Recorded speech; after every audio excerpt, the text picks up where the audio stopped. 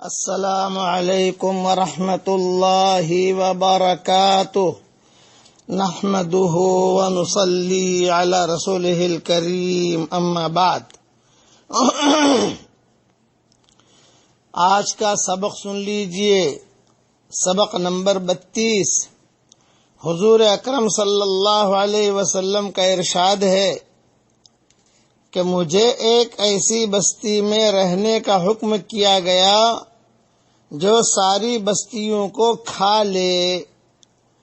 لوگ اس بستی کو یثرب کہتے ہیں، اس کا نام مدینہ ہے۔ وہ برے آدمیوں کو اس طرح دور کر دیتی ہے جس طرح بھٹی لوہے کے میل کچیل کو دور کر دیتی ہے۔ یہ حدیث متفق علیہ ہے، بخاری مسلم میں یہ حدیث ہے اور مشکات میں بھی ہے یہ حدیث۔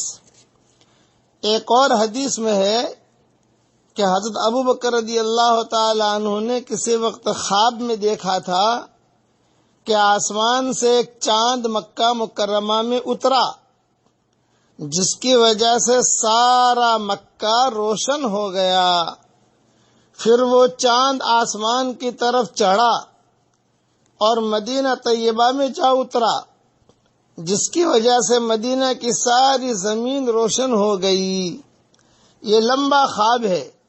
اسی میں آخر میں ہے کہ پھر وہ چاند حضرت عائشہ رضی اللہ تعالی عنہ کے گھر میں گیا اور ان کی گھر کی زمین پھٹی، جس میں وہ چاند پوشیدہ ہو گیا۔ کہتے ہیں کہ حضرت ابوبکر رضی اللہ تعالی عنہ کو فن تعبیر سے پہلے ہی سے بہت مناسبت تھی۔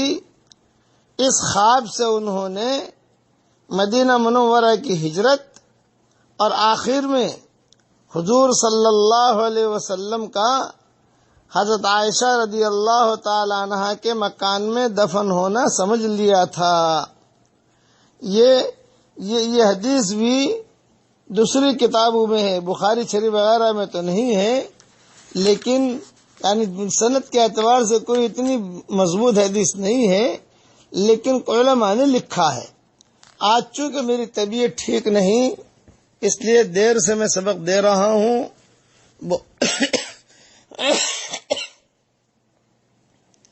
پہلے تو اپنی صحت کے لیے دعا کرتا ہوں، آپ بھی دعا فرمائیں کہ اللہ تعالیٰ مجھے شفائے کاملہ عاجلہ آجلہ دائمہ مستمرہ عطا فرمائے، اور دنیا کے اندر جو بھی مسلمان مرد عورت بیمار ہوں، اللہ تعالیٰ انہیں بھی شفائے کاملہ عاجلہ آجلہ دائمہ مستمرہ عطا فرمائے، آمین۔